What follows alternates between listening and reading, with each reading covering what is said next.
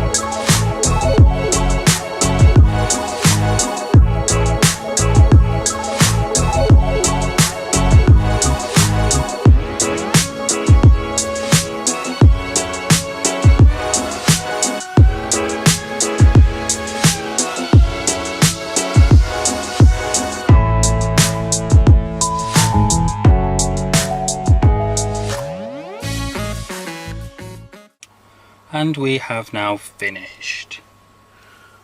My battery died halfway through, so I didn't get to show everything. So here we go.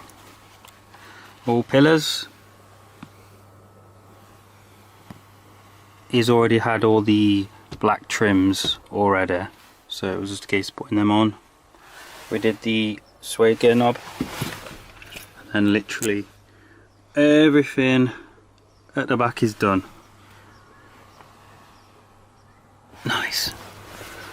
So I can go home now and eat. So that's the end of this wrap video. If you do want any wrapping work doing or upholstery, message the Facebook page and the Instagram. I'll leave a link in the description below, and I'll come out to you anywhere in the UK and wrap your trims. So if you enjoyed that video, give it a like, subscribe, and we'll see you next week. Peace!